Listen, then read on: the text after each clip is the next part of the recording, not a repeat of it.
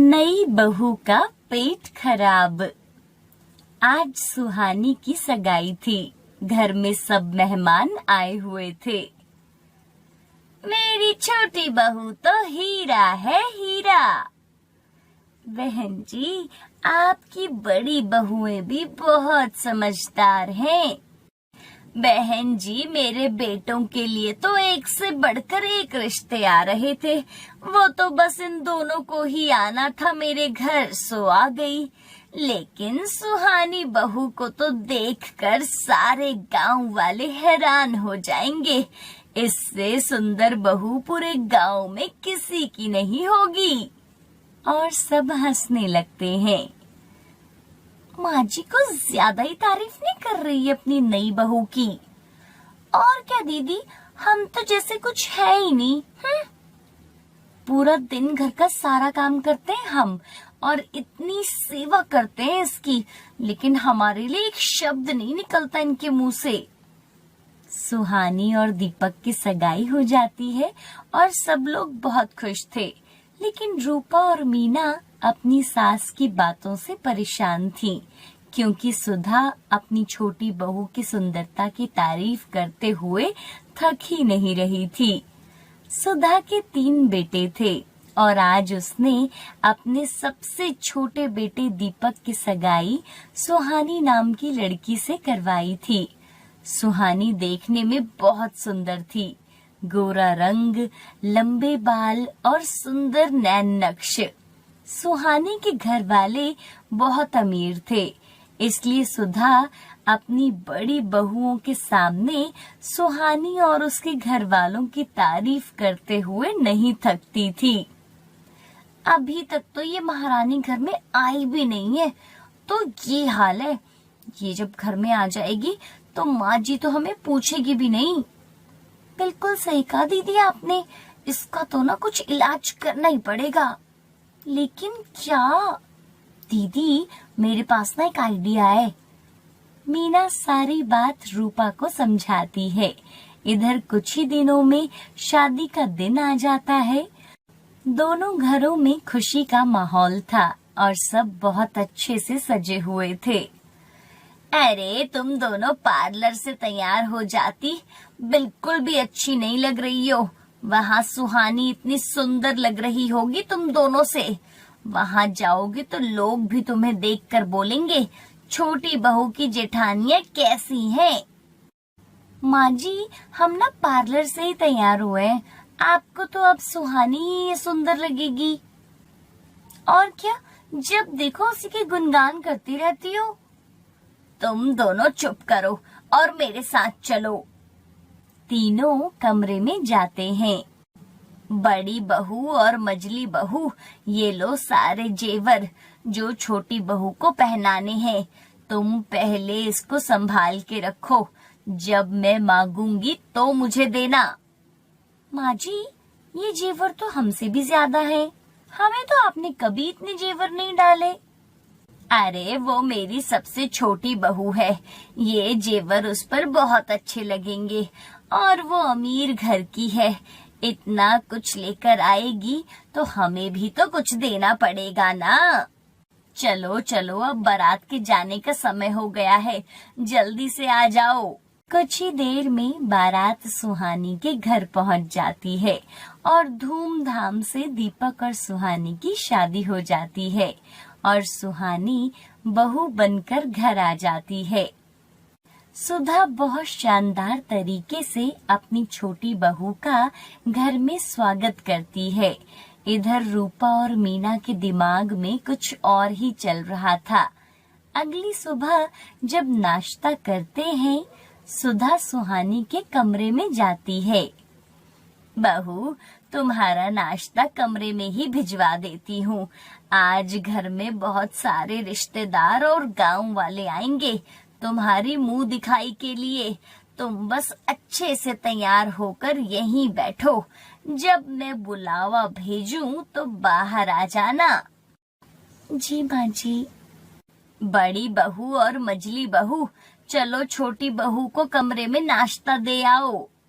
रूपा और मीना सुहानी के लिए नाश्ता बनाती हैं। अब आएगा मजा।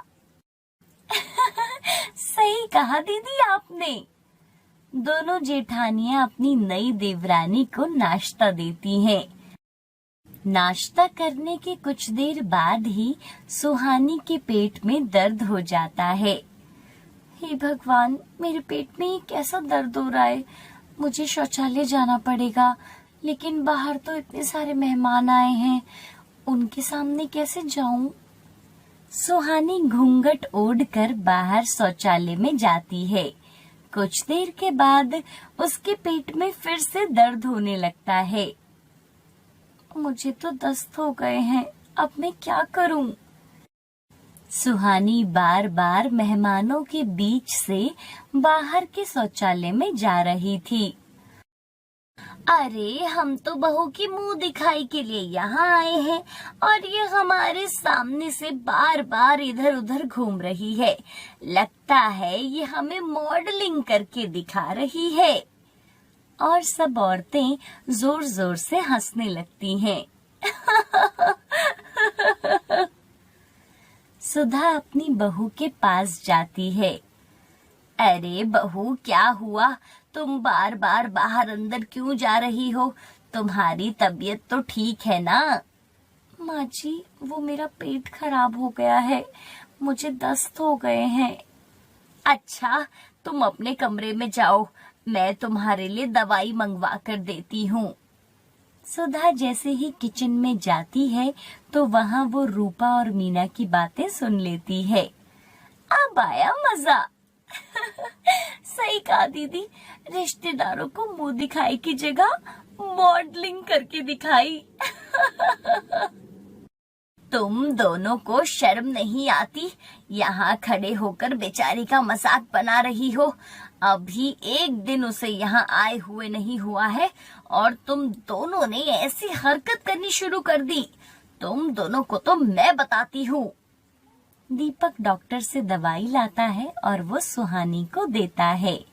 कुछ ही दिनों में सुहानी ठीक हो जाती है। रूपा और मीना सुहानी से अपनी गलती की माफी मांगते हैं। हमें माफ कर दो सुहानी, हमने माँ जी से बदला लेने के लिए तुम्हारे खाने में दस्त लगने की दवाई मिला दी। हमें माफ कर दो, अब हम आगे से ऐसा कभी नहीं करेंगे। सुहानी अपनी दोनों जेठानियों को माफ कर देती है और वो सब मिलकर एक साथ खुशी खुशी रहने लगते हैं। नई बहू का टॉयलेट। रामपुर नाम के गांव में एक पायल नाम की लड़की अपने माता पिता के साथ रहती थी। पायल एक पढ़ी लिखी और बहुत समझदार लड़की थी। उसके पिता किसान थे और उसकी माँ गृहिणी थी। वो दोनों ही पढ़े लिखे नहीं थे, पर उन्होंने अपनी बेटी को खूब पढ़ाया लिखाया था और अब वो गांव के ही एक छोटे से स्कूल में पढ़ाया करती थी। माँ, मैं स्कूल जा रही हूँ। हाँ बेटा जा, पर स्कूल से सीधे घर आ जाना, आज कुछ काम है। क्या काम है माँ? कोई खास काम नहीं है, तू आराम से जा और शाम को जब आएगी तो सब पता चल जाएगा। ठीक है, मैं चलती हूँ, नमस्ते। पायल स्कूल चली जाती है। पूरा दिन स्कूल में बिताकर पायल जब घर वापस आती है तो देखती है कि उसके घर में कुछ मेहमान बैठे हुए हैं। माँ, ये लोग कौन हैं? ये लोग लड़के वाले हैं, तुझे देखने आए हैं। मुझे देखने? अरे ऐसे क्या हैरान हो रही है? अब तेरी शादी की उम्र हो गई है तो शादी तो करेगी ही ना। पायल मुंह धोकर कपड़े बदलती है और फिर लड़के से मिलती है। दोनों एक दूसरे को पसंद करते हैं और फिर उनकी शादी तय हो जाती है। कुछ ही समय गुजरता है और उनकी चिट मंगनी पट शादी हो जाती है। विदाई के समय पायल की माँ रोते हुए कहती है, बेटा राजू, मेरी बेटी का ख्याल रखना, हमने इसे बहुत नाजों से पाला है। जी माँ जी, बिल्कुल, आप बेफिक्र रहिए। पायल को अपने ससुराल में मायके की कमी बिल्कुल महसूस नहीं होगी। उसके बाद वो लोग पायल के ससुराल आ जाते हैं। रात गुजरती है और सुबह होती है।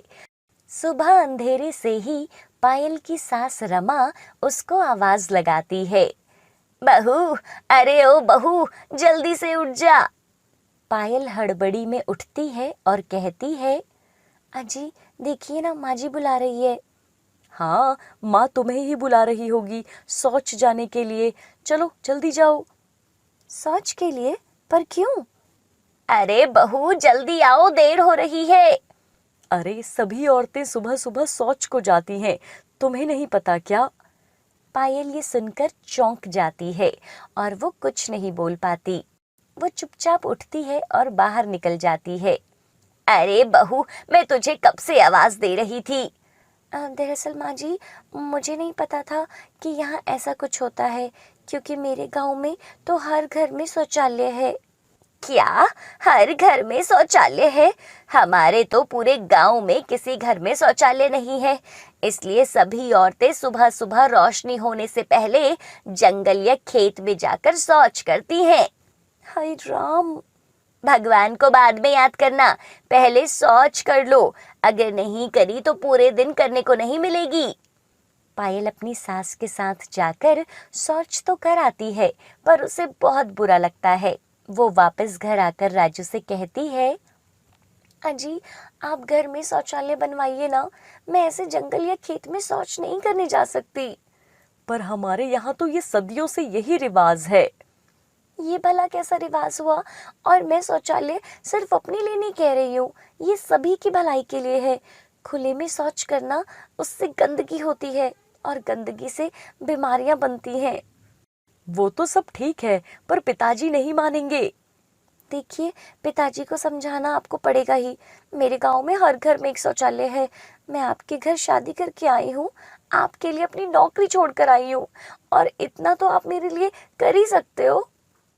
शाम को समय निकालकर राजू अपने पिता से बात करता है। पिताजी, आपसे कुछ बात करनी थी। हाँ हाँ बताओ, क्या बात है?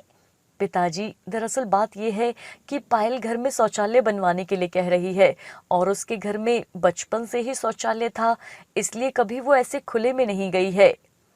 तो हम क्या करें? जब कोई लड़की शादी करके घर में आती है तो उसे उस घर के हिसाब से ही ढलना पड़ता है। ये बातें पायल भी सुन रही होती है और उससे रहा नहीं जाता। वो बीच में बोल पड़ती है, पर पिताजी, बात सिर्फ मेरी नहीं है। खुले में शौच करना किसी की सेहत के लिए अच्छा नहीं होता। राजू, अपनी पत्नी को समझाओ कि जब ससुर और पति बात कर रहे हो तो बीच में ना बोले। सॉरी पिताजी। अंग्रेज चले गए, सॉरी छोड़ गए। राजू काफी कोशिश करता है, पर राम प्रसाद उसकी बात नहीं मानता। ये सब देखकर पायल बहुत दुखी हो जाती है। कुछ समय गुजर जाता है और अब पायल और राजू के रिश्ते में खटास आने लगी थी।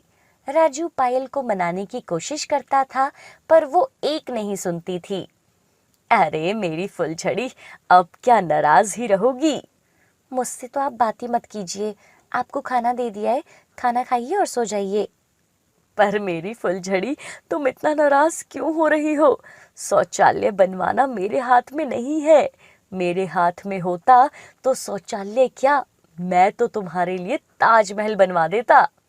जाओ जी, फालतू की बड़ी बड़ी बातें ना करो, सो जाओ। अब उन दोनों के बीच ऐसे ही नोक झोंक होती रहती थी।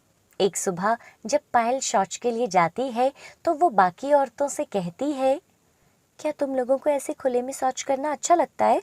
तुम लोग नहीं चाहते कि तुम्हारे घर में एक शौचालय हो? हाँ, पर हमारे चाहने से क्या होता है? इस गांव में तो किसी को भी घर में शौचालय बनाना जैसे पाप है।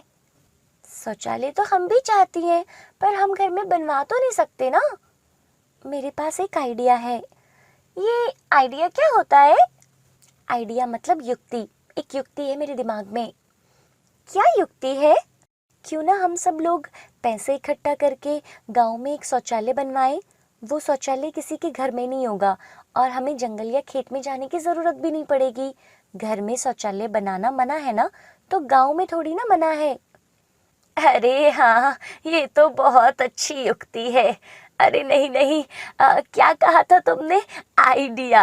हाँ, ये तो बेटा बहुत अच्छा आइडिया है। उस दिन के बाद से वो सारी औरतें मिलकर पैसे जमा करती हैं और कुछ ही समय में शौचालय का काम शुरू हो जाता है। शौचालय बनता देखकर सारे आदमी हैरान हो जाते हैं। अरे ये क्या बन रहा है? शौचालय बन रहा है। राम प्रसाद की बहू हमारे गांव में शौचालय बनवा रही है, छी छी। ये बात जब राम प्रसाद तक पहुंचती है तो वो उस जगह पर राजू के साथ आता है। शौचालय उस समय तक पूरा बन गया होता है। वो उसे देखकर कहता है, राजू अपनी पत्नी को रोको, ये पूरे गांव के सामने हमारी नाक कटा रही है और इस शौचालय को तोड़ो अभी। इतना सुनते ही सारी औरतें शौचालय के सामने एक चेन बनाकर खड़ी हो जाती हैं और कहती हैं, इज्जत से और छुपकर शौच करना अगर नाक कटाना है तो हाँ, हम सब नाक कटा रही हैं, पर हम ये शौचालय अब टूटने नहीं देंगे। महिलाओं की ये एकता देखकर सारे आदमी हैरान हो जाते हैं। राजू भी आगे बढ़ता है और उन महिलाओं की चेन में जाकर जुड़ जाता है। देखते ही देखते बाकी कई नई उम्र के आदमी भी उस चेन से जुड़ने लगते हैं।